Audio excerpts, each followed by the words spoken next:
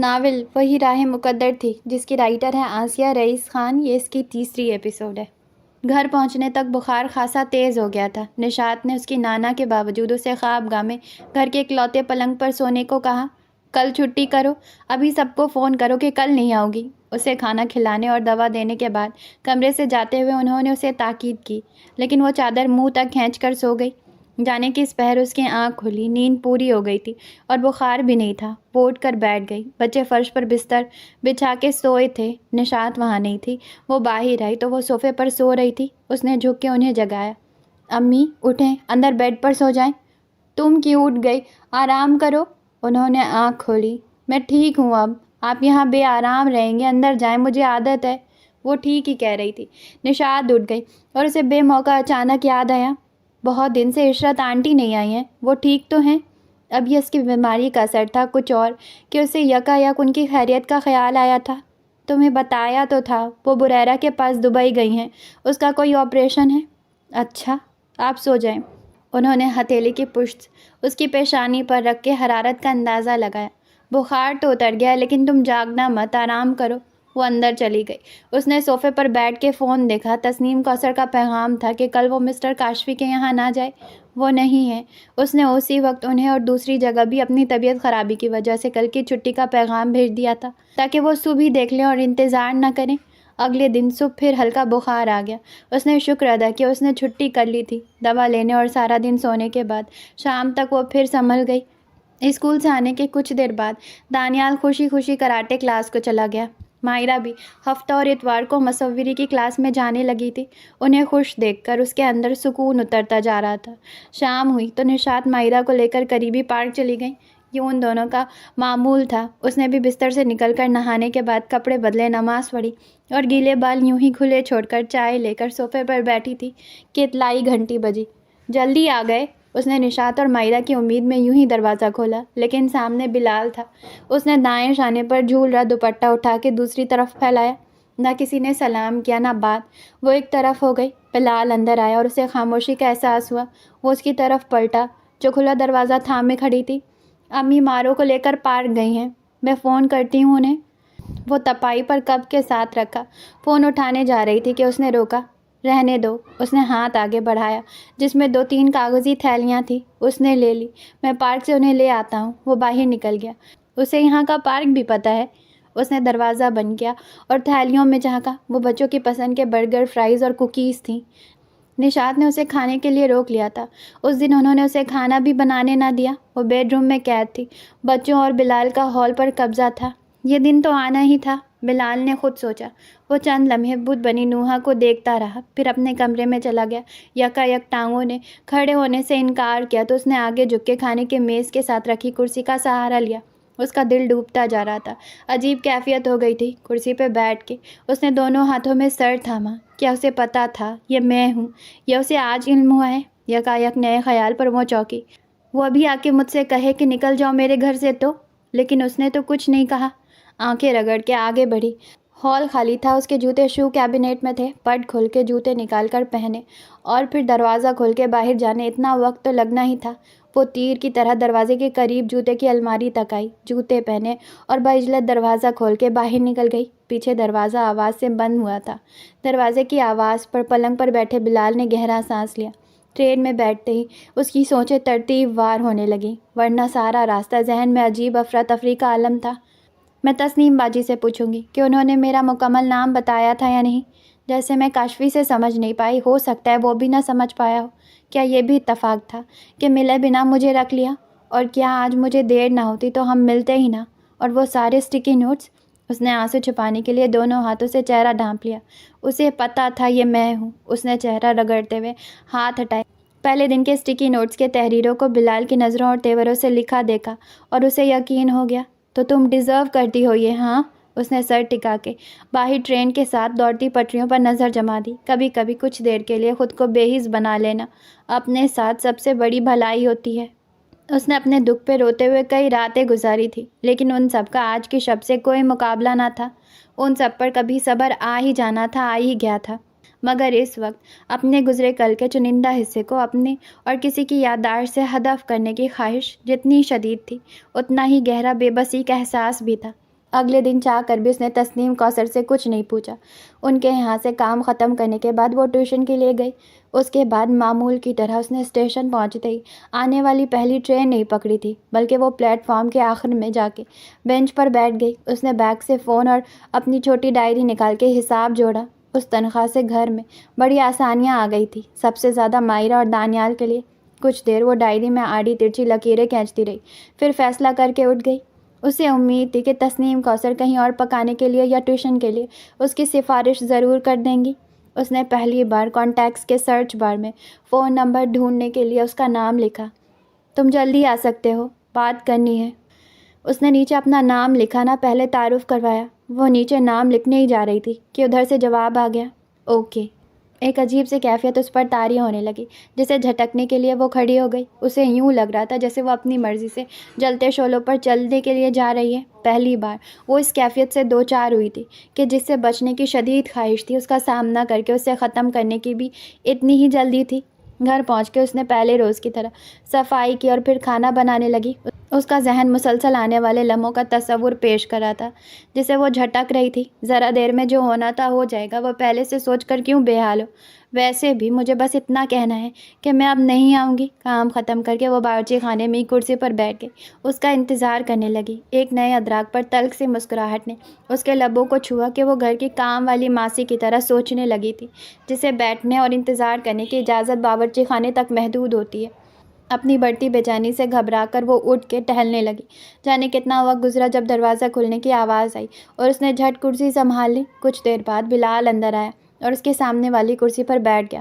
میز پر رکھے ہاتھوں کی متحرک انگلیاں اس کا اضطراب بیاں کر رہی تھی۔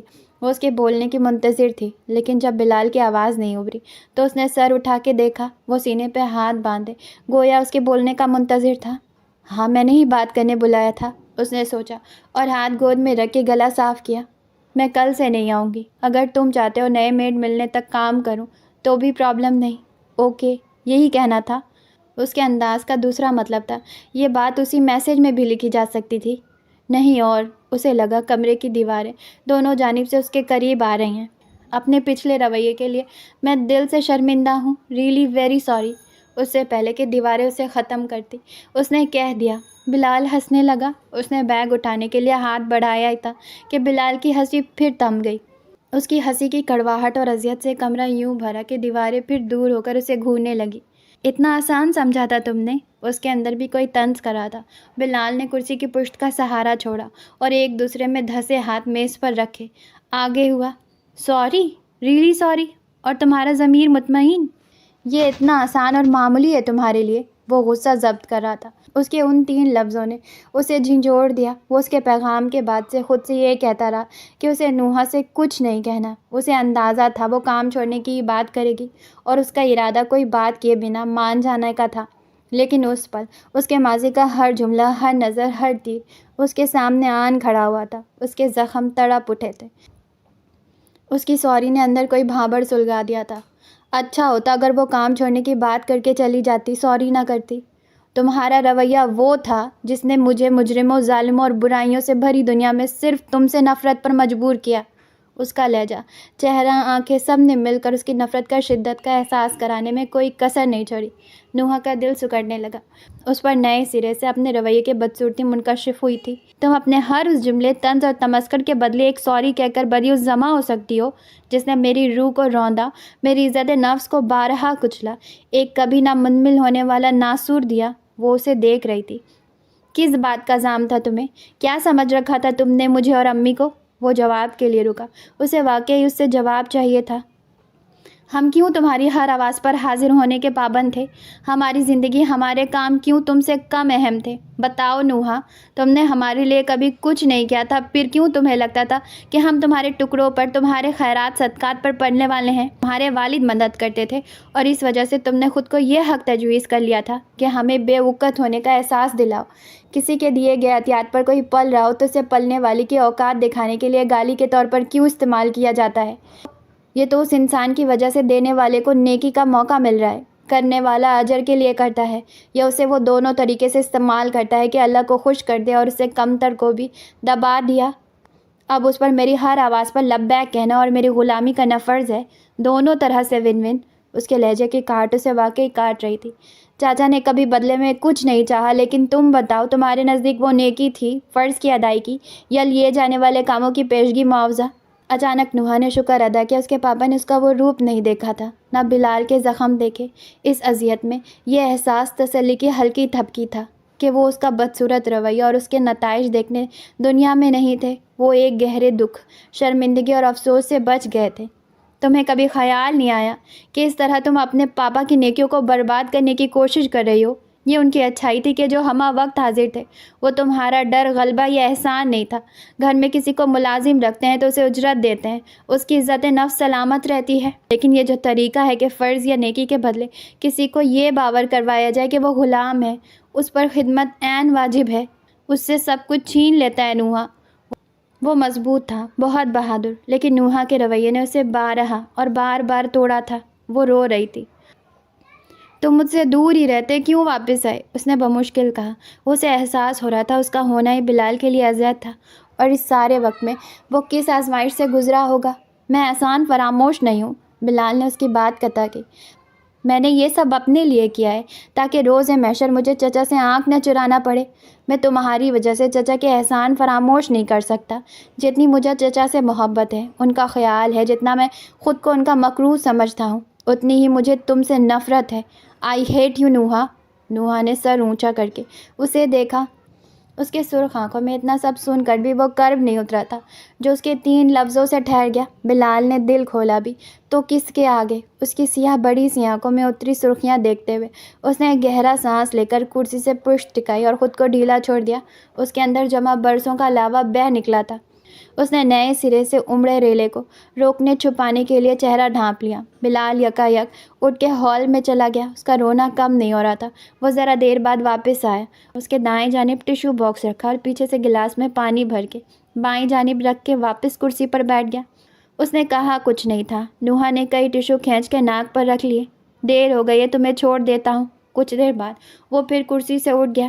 اس میں اسے انکار کرنے یا مزید کوئی بات کرنے اور سننے کی ہمت نہیں تھی۔ اس نے ایک بار پھر ڈھیر سارے ٹیشو باکس سے کھینچے اور بیگ لیے اس کے پیچھے چل پڑی۔ یوں ہی پیچھے چلتی وہ پارکنگ میں آئی۔ بلال نے دروازہ کھولا۔ وہ بیٹھ گئی۔ سارا راستہ وہ سر جھکائے بیٹھی رہی۔ بلال نے بھی چھیڑا نہیں۔ گھر کے قریب اس نے گاڑی روک دی۔ نوحا نے دروازہ کھولنے سے پہلے اس کی سمت دیکھا جو سامنے سڑک کو گھور رہا تھا۔ وہ خاموشی سے باہر نکل آئی۔ امی، میرا سر بہت درد کر رہا ہے۔ اس نے ہاتھ منہ دھونے کے بعد ہال میں آ کے اعلان کیا۔ میں کچھ دیر سو رہی ہوں، لائٹ مت آن کیجیے گا۔ بتی بجھا کے وہ صوفے پر لیٹ گئی۔ کھانا تو کھا لو پہلے، انہوں نے دروازے میں آ کر کہا۔ بعد میں اٹھ کے کھا لوں گی، الارم لگایا ہے، اب سو جائیں۔ اچھا، انہوں نے کمرے میں جا کر دروازہ بھیج دیا کہ وہاں کا اجالا ہال کو بھی روشن کر رہا تھا۔ اس نے آنکھوں پر کلائی رکھ لی۔ آئی ہیٹ یو نوحا۔ آنسو اس کی کنپٹیوں پر پھسلنے لگے تھے۔ مجھے کبھی معافی ملے گی بھی؟ خود سے پوچھے۔ سوال کا جواب مایوس کن تھا۔ ادھر بلال کو بھی نیند نہیں آ رہی تھی۔ آج اس کی زندگی کی سب سے بڑی نعمت بھی اس نے چھین لی تھی۔ جذبات کا تیز و تند سمندر سونامی کے بعد شانت تھا، تو اب جناب ضمیر تندہی سے کام پر لگ گئے تھے۔ تم حد سے بڑھ گئے تھے۔ اگلی صبح گھر سے نکلنے سے پہلے اس نے نشاط سے کہہ دیا کہ شام والی فیملی کہیں گئی ہے، سو وہ جلد گھر آ جائے گی۔ انہیں سچ ویسے بھی پتہ نہیں تھا، لہٰذا وہ انہیں بے خبر رکھ کے ہی نیا کام ڈھونڈ لینا چاہتی تھی۔ اب وہ تسنیم کوثر سے بھی نہیں کہہ سکتی تھی۔ پتہ نہیں اسے نئی میڈ اور کک کب ملے گی، کیا پتہ اب عشرت آنٹی ہی آ جائیں۔ روز اس اسٹیشن سے گزرتے ہوئے وہ یہی سب سوچے جاتی۔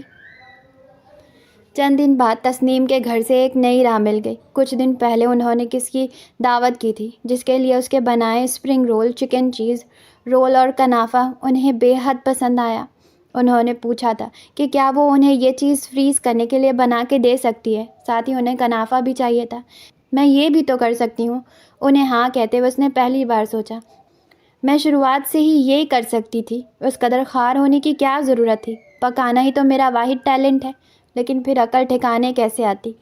اس نے اسے کبھی پیشہ یا کریئر بنانے کا سوچا ہی نہیں تھا۔ پہننے اوڑھنے جیسے یہ بھی اس کا شوق تھا۔ مجھے سنجیدگی سے اس پر سوچنا چاہیے۔ میں بیکنگ بھی کر سکتی ہوں اور مجھے زیادہ دور نہیں، یہیں آس پاس کسٹمرز بنانے پڑیں گے۔ رمضان قریب تھے اور تسنیم نے اسے افطاری میں بننے والی اشیاء کو زیادہ مقدار میں بنانے کہا تھا تاکہ وہ بھی انہیں فریز کر لیں۔ اس کے بعد سے وہ مسلسل اس پر غور کر رہی تھی۔ اس نے نشاط سے بھی کہہ دیا تھا کہ اس نے شام والی ٹیوشنز چھوڑ دی ہے اور وہ اس نئے منصوبے پر غور کر رہی ہے۔ تسنیم کے یہاں پکانے اور بچوں کو پڑھانے کے علاوہ اس نے دوسری 2 ٹیوشنز جاری رکھی۔ اس نے جو کچھ جھیلا تھا اس کے بعد اس کے لیے کام کی غرض سے آگے بڑھ کر پہل کرنے میں کوئی مشکل نہیں تھی۔ جب وہ پہلی بار کمانے کا سوچ کے گھر سے نکلی تھی تو نہ کچھ سوچا تھا، نہ سمجھ تھی، نہ منصوبہ تھا۔ اس وقت جو ہاتھ آیا اس نے اسے ہی غنیمت سمجھا تھا، لیکن اب اسے عارضی سہارے اور وقتی راحت نہیں بلکہ دور کا سوچنا تھا۔ وہ ساری عمر در در نہیں بھٹک سکتی۔ اس نے سب سے پہلے تسنیم اور اس کی دوستوں کو فریز کرنے والی چیزیں بنا کر دی اور ان کے توسط سے مزید لوگوں نے بھی رابطہ کیا۔ اس دوران اسے پتہ چلا عشرت واپس آ گئی ہے۔ وہ 3 بار ان سے ملنے بھی آئیں لیکن بلال ان کے ساتھ نہیں تھا۔ اتوار کو اچانک عشرت اور بلال کی آمد پر نئی مصروفیت میں بہلا سنبھلا دل پھر بھر بھر آنے لگا۔ بلال ہمیشہ کی طرح بچوں کے ساتھ لگا تھا۔ وہ کئی دنوں بعد آیا تھا، سو ان دونوں کے پاس باتیں بھی بہت جمع تھیں۔ حسب معمول نشاط انہیں کھانا کھلائے بغیر روانہ نہیں کرنے والی تھی۔ وہ ان کے کہنے سے قبل ہی باورچی خانے میں مصروف ہو گئی کہ 2 کمروں میں سے ایک ان دونوں نے سنبھال لیا تھا اور دوسرے پر بلال اور بچوں کا قبضہ تھا۔ کھانا بن جانے کے بعد اسے ہی جا کے کہنا پڑا کہ اب کھانے بیٹھ جائیں۔ تم کیوں اتنی خاموش ہو بیٹا؟ عشرت سے وہ کم ہی بات کرتی تھی لیکن آج بالکل چپ تھی۔ بلال نے اسے دیکھا۔ نہیں تو میں سب کو سن رہی تھی۔ اس نے ہلکے سے مسکرا کے انہیں دیکھا۔ کھانے کے بعد دسترخوان سمیٹنے میں مائرہ اور دانیال اس کی مدد کر رہے تھے۔ اس نے برتن سنک میں اکٹھا کیے اور انہیں دھونے سے پہلے امی کی فرمائش پر چائے بنانے لگی تھی۔ پیچھے کوئی آیا تو اسے لگا دانیال ہے۔ یہاں رکھ دو، میں بھر کر فریج میں رکھ دوں گی۔ برتنوں سے بھرے سنک میں ہی وہ بوتل بھرنے نہ لگ جائے اس لیے اس نے کہا۔ بلال نے آگے آ کر بوتلیں کاؤنٹر پر رکھیں۔ وہ اس نہ کہانی کے لیے تیار نہیں تھی۔ اس کا سست اور ڈھیلا انداز یکایک بدل گیا۔ جب وہ واپس جانے کی بجائے وہیں کھڑا رہا تو اسے اصل بے چینی لاحق ہوئی۔ اتنے دن تمہارے ہاتھ کا کھانا بہت مس کیا۔ وہ چائے کی پتیلی پر نظر جمائی تھی جس میں ابھی تک جوش نہیں آیا تھا۔ اس دوسرے غیر متوقع جملے پر بے اختیار اسے دیکھنے لگی۔ اس کا سادہ لہجہ اسے بے حد ششدر کر رہا تھا۔ لہجے اور آواز میں ہی نہیں، چہرے پر بھی اس دن والا غصہ، نفرت اور سختی نہیں تھی۔ اس تنہائی میں اسے نفرت کرنے والے کی ایسی کیا مجبوری تھی جو وہ ہال والے معمولی انداز کا ڈرامہ کر رہا تھا؟ یہ خواب ہے یا وہ خواب تھا؟ نوحہ نے اس کی سنجیدہ صورت سے نگاہ پھیر کے پھر چائے کو دیکھا۔ اس دن میں غصے میں زیادہ بھول گیا۔ مجھے اتنا اس دن کے غصے اتنی ہی شدید، اس وقت اس کی سنجیدگی تھی۔ تم نے سب ٹھیک کہا تھا۔ نوحہ نے تیزی سے بات قطع کی۔ افسوس مت کرو، اس نے بلال کی طرف دیکھے بنا کہا۔ دونوں اپنی نگاہوں کے مراکز بدلے بغیر یوں ہی کھڑے تھے۔ کئی لمحے ان کی آواز کے منتظر مایوس سے گزر گئے۔ اس دن میں نے آدھی بات کی تھی، آدھی باقی ہے، بلال نے کہا اور نوحہ کی آنکھیں پھر اس کی جانب اٹھ گئی۔ اس دن وہ سب اور سارا کچھ نہیں تھا۔ یا اللہ، میں نے کتنا ہرٹ کیا اسے۔ ایک اندیکھا انجانا بوجھ اس کے دل پہ آ کر ٹھہر گیا۔ جب دل کرے سنا دینا، اس نے نظریں واپس پتیلی کی سمت کرتے ہوئے دھیرے سے کہا۔ اس نے ہنکارا بھرا۔ بلال انکل، باہر سے مائرہ کی آواز آئی۔ وہ باہر چلا گیا۔ نوحہ نے مشکل سے آنسوؤں کو اندر دھکیلا۔ وہ اس وقت رو نہیں سکتی تھی۔ مائرہ کی سالگرہ تھی اور اتنے وقت میں پہلی بار انہوں نے گھر میں چھوٹی سی تقریب رکھی تھی۔ اس بار ریٹرن گفٹس نہیں تھے۔ اس نے جاتے ہوئے سب بچوں کو ہاتھ میں اپنے اشتہار اور فون نمبر والے پرچے تھمائے تھے۔ عشرت اور بلال رات میں تقریب کے بعد آئے کہ اس دن بلال کی چھٹی نہیں تھی۔ وہ اب بھی حتی المقدر کوشش کرتی تھی کہ اس کے سامنے نہ آئے۔ 3 کمروں کے گھر میں اس کے لیے ہمیشہ باورچی خانہ ہی بچتا تھا۔ وہ خواہ مخواہ چیزیں ادھر ادھر کر رہی تھی کہ دانیال آیا۔ چلیں آپی؟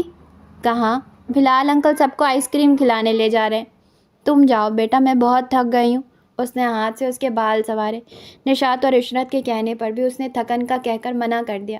ان سب کے چلے جانے کے بعد وہ ہال میں آ کر صوفے پر بیٹھ گئی۔ آج کے دن بھی ترانہ کے گھر سے کوئی نہیں آیا تھا۔ بچوں کے نانا نانی نہیں تھے لیکن ماموں اور خالائیں تو تھیں، مگر جانے کون سا خوف انہیں دور رکھتا تھا۔ وہ ابھی سے کس قدر اکیلے ہیں، یہ خیال اسے دکھی کر رہا تھا۔ اب اسے شدت سے محسوس ہوتا تھا کہ ان دونوں کے علاوہ بچوں کا کوئی سہارا نہیں تھا۔ جب تک وہ اپنے پیروں پر کھڑے نہیں ہو جاتے اسے ان کے ساتھ رہنا ہوگا۔ سوچوں میں غرق وہ وہیں بیٹھی رہی یہاں تک کہ وہ واپس آ گئے۔ عشرت اور بلال اندر نہیں آئے تھے، دیر ہو رہی تھی، سو وہ انہیں باہر ہی چھوڑ کر چلے گئے۔ اب سو جاؤ بچوں، صبح اسکول بھی ہے، پہلے کپڑے بدلو، چلو۔ نشاط اندر بستر ٹھیک کرنے چلی گئی۔ دانیال نے اسے آئس کریم کا ڈبہ تھمایا۔ یہ آپ کے لیے۔ اس نے چونک کے دانیال کو دیکھا۔ اسے کیسے اس کا پسندیدہ فلیور معلوم؟ اسے ہی تو معلوم ہے جسے تم نے سینکڑوں بار اس کے لیے دوڑایا تھا۔ اس نے دانیال کے ہاتھ سے وینیلا چوکو چپ آئس کریم لے لی۔ آپ کھائیں گی؟ میں اسپون لاتا ہوں۔ وہ اس کی سنے بنا دوڑ کے چمچہ لے آیا۔ آ جاؤ دانی بیٹا، نشاط نے پکارا اور وہ چلا گیا۔ اس نے آہستہ سے ڈھکن کھولا۔ اس کی آنکھیں جانے کس بات پر ابلنے لگی۔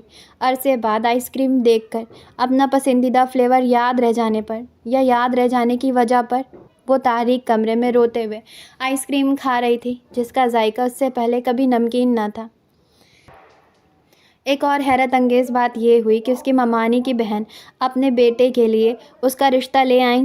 تب اسے پتہ چلا کہ ان کے بیٹے کو وہ بے انتہا پسند تھی۔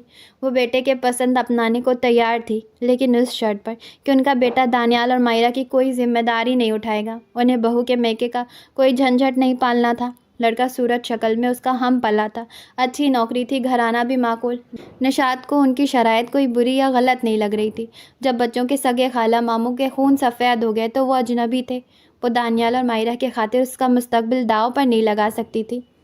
تم سے زیادہ اسے فکر ہے جس نے انہیں دنیا میں بھیجا ہے، جس نے ان سے والدین کو دور کیا ہے۔ اس کی باتوں کے جواب میں نشاط کے پاس جواب توکل تھا۔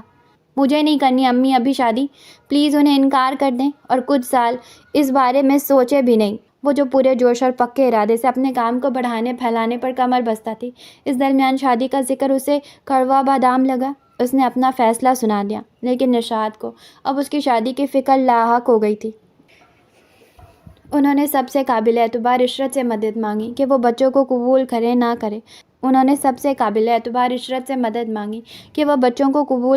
کرے۔ لیکن اس طرح کی شرائط کے بغیر شادی کو تیار ہو ایسا رشتہ ڈھونڈنے میں ان کی مدد کریں۔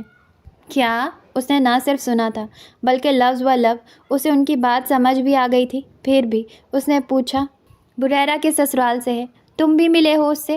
بریرہ نے بات کی تھی، نوحہ کی فوٹو دکھائی تو انہیں پسند آئی ہے۔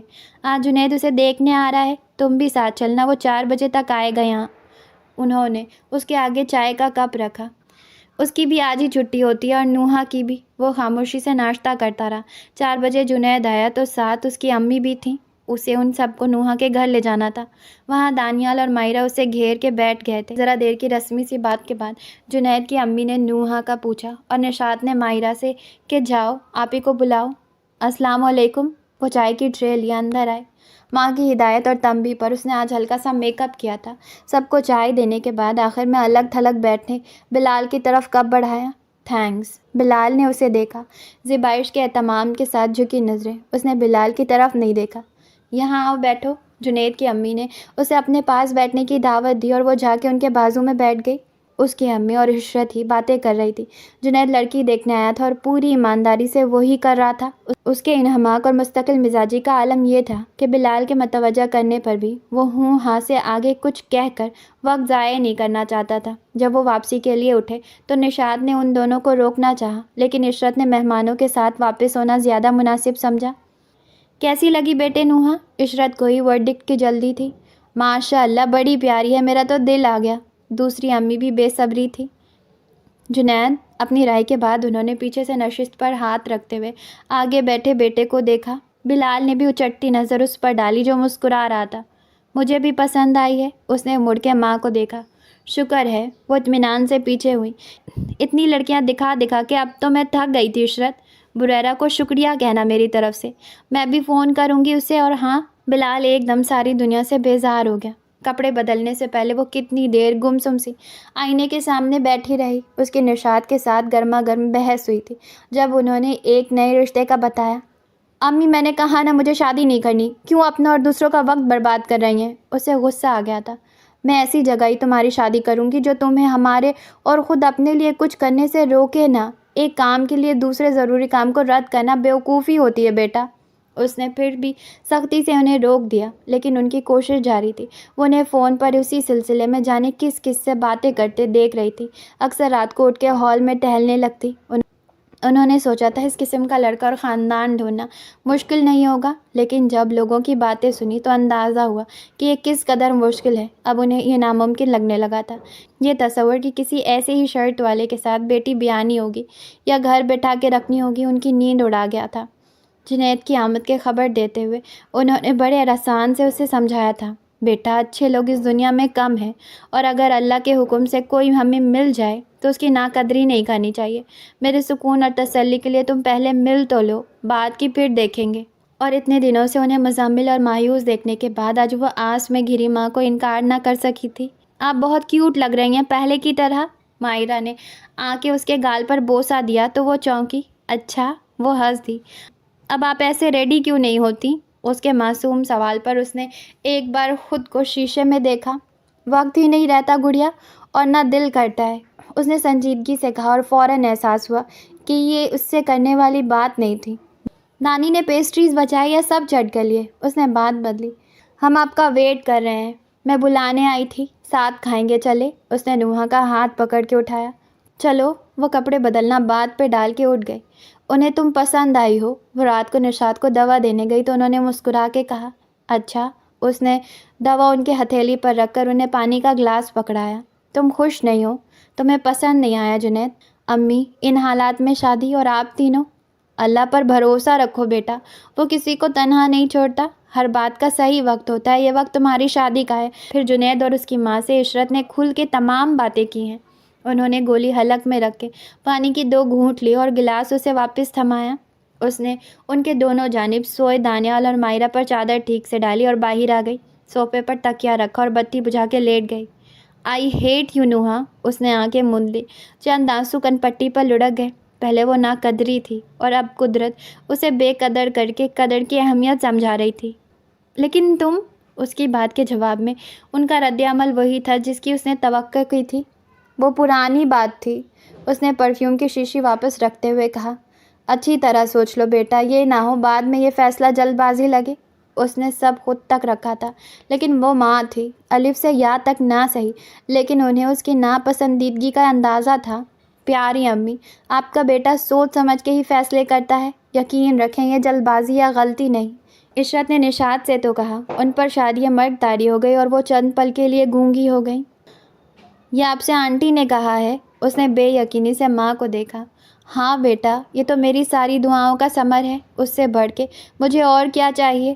تمہیں دانیال، مائرہ، ہماری سب کی فکر تھی نا؟ دیکھو اللہ نے کیسا انتظام کیا ہے۔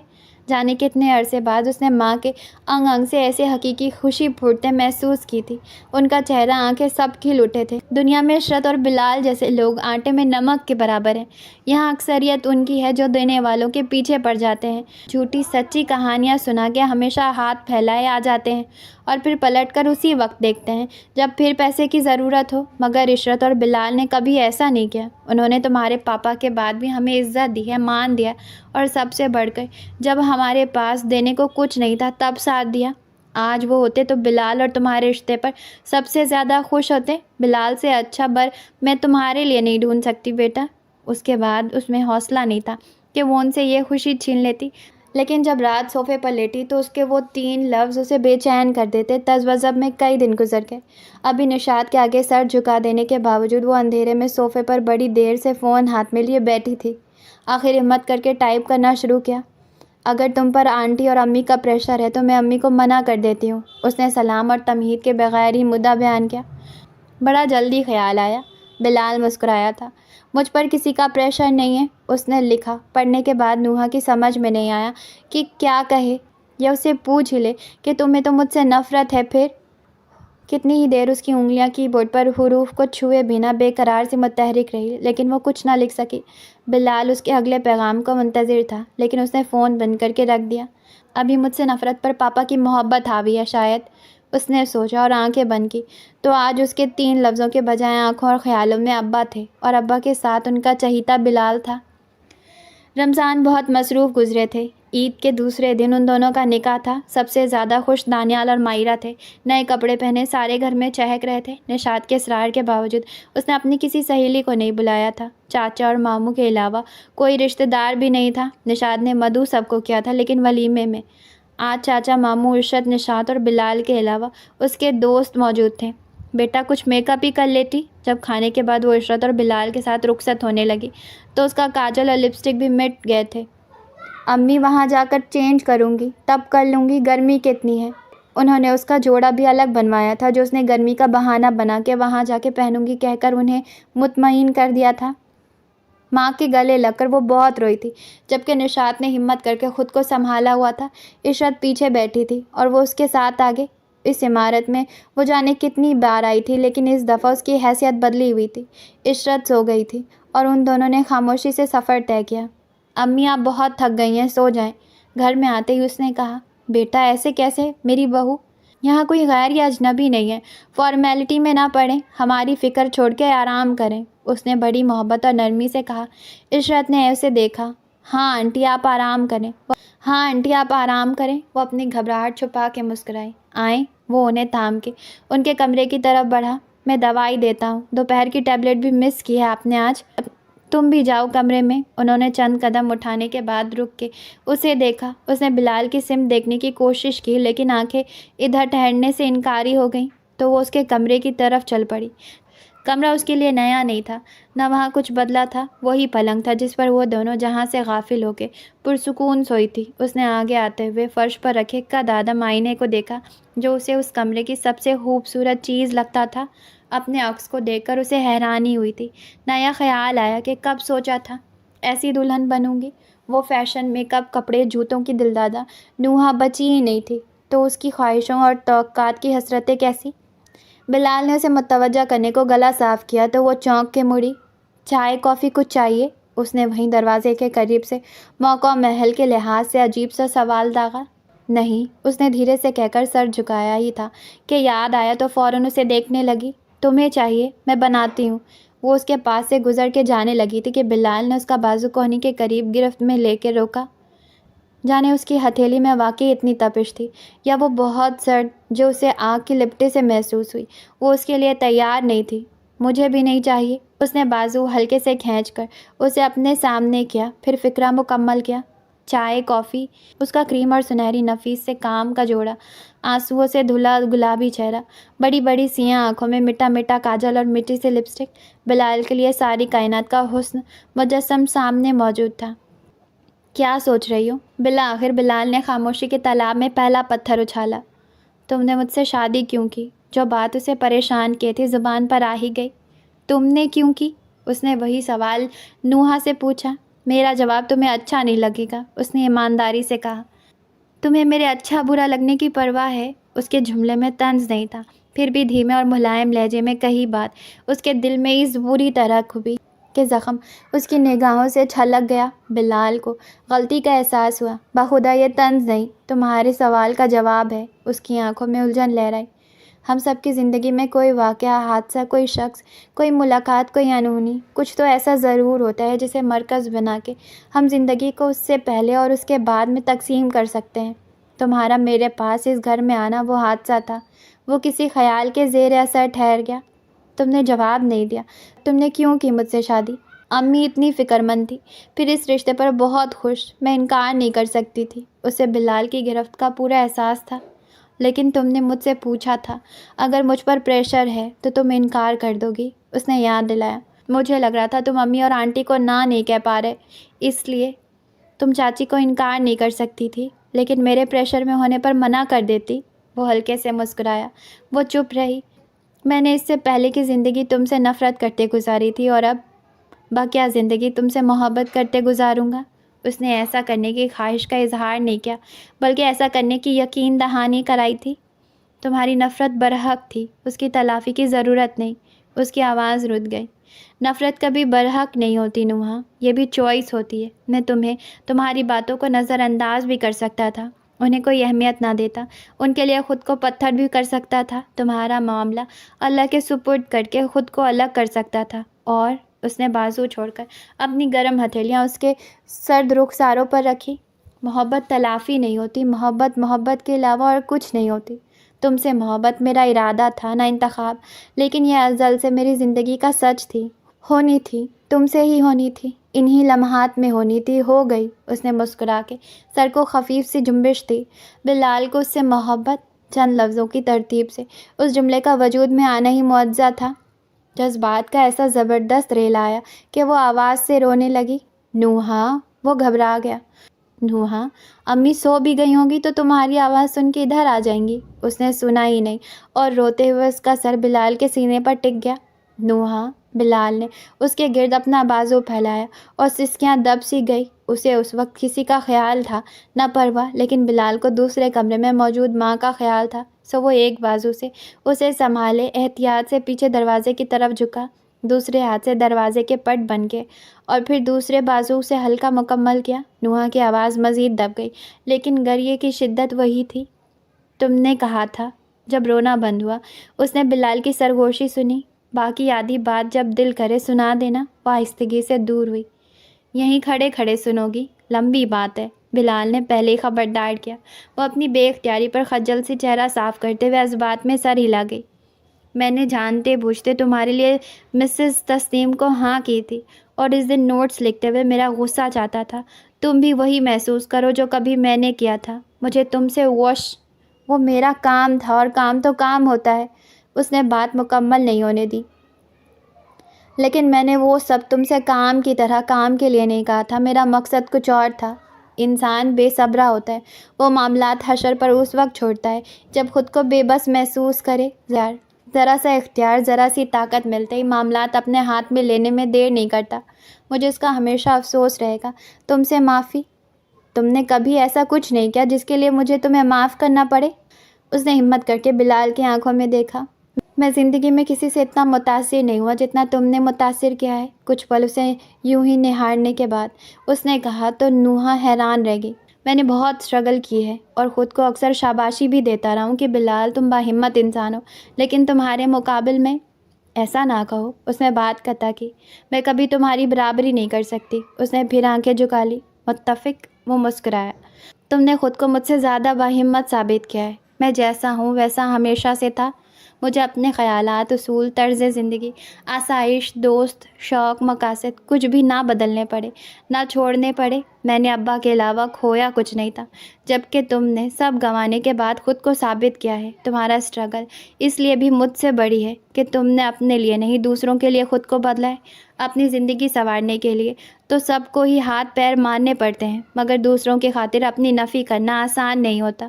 میں نے ایسا کوئی کارنامہ انجام نہیں دیا جیسا تم کہہ رہے ہو۔ میں پہلے غلط تھی، بدتمیز، مغرور اور نالائق بھی، بس اب خود کو ٹھیک کیا ہے۔ اس کے انداز میں ندامت تھی۔ اور تمہیں اندازہ نہیں ہے یہ مان کر خود کو بدل لینا کتنا بڑا کارنامہ ہے۔ بلال نے اس کا چہرہ اوپر کیا۔ ویسے تمہیں صرف سننا ہے۔ وہ پھر کچھ کہنے جا رہی تھی کہ بلال نے یاد دلایا، جس نے بھی تمہاری اولین زندگی دیکھی ہے وہ اس وقت تمہاری بے انتہا قدر اور عزت کرے گا، اور مجھ سے زیادہ قریب سے تمہیں شاید ہی کسی نے دیکھا ہو۔ مجھے شادی سے پہلے بھی تمہیں دیکھ کر فخر محسوس ہونے لگا تھا کہ میں ایسے انسان کو جانتا ہوں، اور اب تم مجھ سے زیادہ مغرور کوئی نہیں ہوگا کہ تم۔ وہ یکایک ہاتھوں سے چہرہ ناپ کے پھر رونے لگی۔ بلال کو احساس نہیں تھا کہ جب اس کی کسی بات یا عمل سے اس کی بڑائی، اچھائی اور مثبت شخصیت کا اظہار ادراک اعتراف ہوتا، نوحہ کا اپنے پچھلے رویے پر افسوس اور احساس جرم اود آتا۔ نوحہ! بلال نے اس کے ہاتھ ہٹائے۔ تم اتنے اچھے ہو، اور میں نے تمہارے ساتھ کیا کیا؟ وہ روتے ہوئے ہی گویا ہوئی۔ تم بھی بہت اچھی ہو۔ وہ مسکرایا۔ اور میری دلچسپی اس میں ہے کہ تم اب میرے ساتھ کیا کرو گی؟ اس نے شوخی سے کہتے ہوئے نوحہ کے رخساروں کی نمی اپنی انگلیوں پر منتقل کی۔ اس کا دل چاہا اس کا یہ جملہ اسے لوٹائے کہ بقیہ زندگی تم سے محبت کرتے گزاروں گی، لیکن جھجک غالب تھی۔ جتنا وہ اس کے ساتھ بے تکلف اور بے باک تھا، وہ اب بھی وہاں تک پہنچنے کے سفر میں تھی۔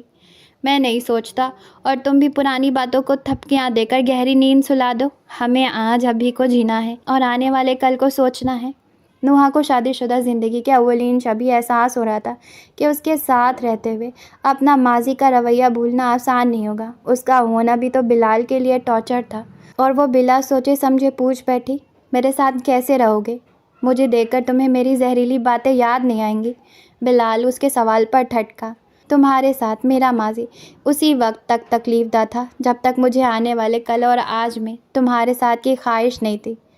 نوحہ کے نسبت اس کے خیالات سری اور الجھنوں سے پاک تھے۔ بلال کی بات پر وہ چونکی۔ جو بیت گیا اس کا مسلسل افسوس اور پچھتاوا ضروری ہے، یا بلال کے ساتھ محبت بھرا روشن اجلا آج؟ فیصلہ آسان تھا، انتخاب بھی۔ نوحہ، کچھ زندگیوں میں اوروں کے مقابلے طوفان زیادہ ہوتے ہیں، امتحان کی نوعیت بھی شدید ہوتی ہے، تجربے آزمائش تلخ ہوتی ہیں، تبھی زندگی رخ بدلتی ہے، اور ان سب کا مقصد انسان کو کندن بنانا ہوتا ہے۔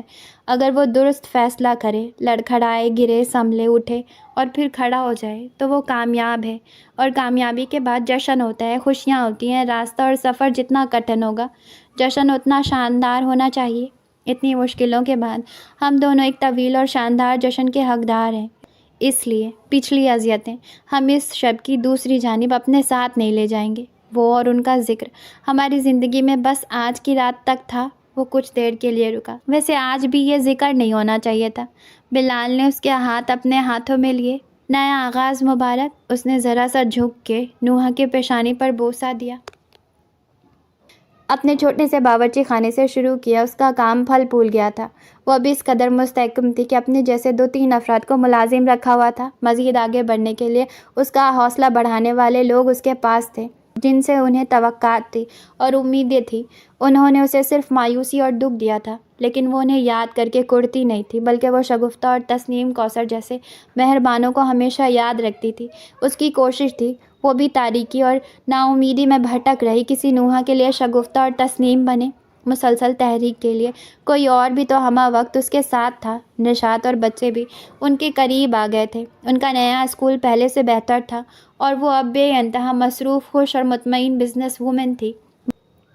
بریرہ اپنے دونوں بچوں کے ساتھ آئی ہوئی تھی۔ اس کی صحت اب ٹھیک تھی، گھر میں بڑی رونق تھی۔ دانیال اور مائرہ کی چھٹی تھی، تو آج وہ بھی نشاط کے ساتھ یہیں تھی۔ رات کے کھانے کے بعد وہ گھر چلے گئے۔ بریرہ بھی اپنی نند کی طرف جا رہی تھی کہ رات کے اس وقت ٹریفک کا مسئلہ نہیں ہوتا تھا۔ بلال اسے چھوڑنے نیچے گیا تھا۔ عشرت سونے کے لیے کمرے میں جا چکی تھی۔ وہ باورچی خانہ کے اندر آئی تو پیچھے بلال بھی تھا۔ تم بیٹھو، اس نے شانوں سے تھام کے اسی کرسی پر بیٹھایا۔ اور مجھے بتاؤ کیا کرنا ہے؟ یہ سچ تھا کہ وہ بچوں کے ساتھ ان کی فرمائشوں کے بیچ ایک پرتکلف اشیاء کے اہتمام میں کافی تھک گئی تھی۔ ایک کڑک سی چائے، نوحہ نے مسکرا کے کہا۔ اس وقت بلال نے وقت دیکھا۔ اس نے ہونٹ بھینچ کے سر آگے پیچھے کیا۔ اوکے، ایک کڑک چائے۔ وہ پلٹ کے چائے بنانے کی تیاری کرنے لگا۔ ایک بات جو اسے ہمیشہ بلال کی غیر موجودگی میں یاد آئی تھی، آج صحیح وقت پر یاد آئی۔ مجھے پورے 5 اسٹار کب ملیں گے؟ نوحہ کے سوال پر وہ مسرور محظوظ سا اس کی طرف پلٹا۔ میں اتنی جی توڑ کوششیں کرتی تھی کہ کسی دن تو پورے 5 اسٹار دینے پر مجبور ہو جاؤ۔ اس کا لہجہ شکایتی تھا۔ اس کا مثبت پہلو بھی تو دیکھو کہ تم نے خود کو کتنا امپروو کر لیا ہے۔ اس نے اپنے بخیل کا فائدہ گنوایا۔ مطلب مجھے ابھی 5 اسٹار نہیں ملنے؟ ستائش کی تمنا کسے نہیں ہوتی، اور اپنے سے تو شدید ہوتی ہے۔ وہ چلتا اس کے پاس آیا۔ 5 کیا، سارے اسٹارز تمہارے ہیں، اور اگر تمہیں چاہیے تو اب یہ کاغذ پر نہیں کہیں اور ملیں گے۔ وہ کرسی کے پاس ہی میز پر ٹک گیا۔ اس کی غائرانہ نگاہوں کا مفہوم وہ خوب سمجھ رہی تھی۔ چاہیے؟ اس کی مسکراہٹ گہری ہو گئی۔ تو اسے میں رضامندی سمجھوں؟ وہ آگے جھکا، تبھی پیچھے سے پتیلے کے لوازمات نے ابل کر چولہے پر چھلانگ لگائی اور شوں شوں کا شور مچا دیا۔ اوہ چائے! وہ فوراً سیدھا ہو کے چولہے کی طرف دوڑا۔ نوحہ کی ہنسی سارے گھر میں بکھر گئی۔ تو یہ تھا ہمارے ناول کا لاسٹ پارٹ۔ ہم ملیں گے آپ سے اگلے ناول کے ساتھ۔ Okay, tata, bye.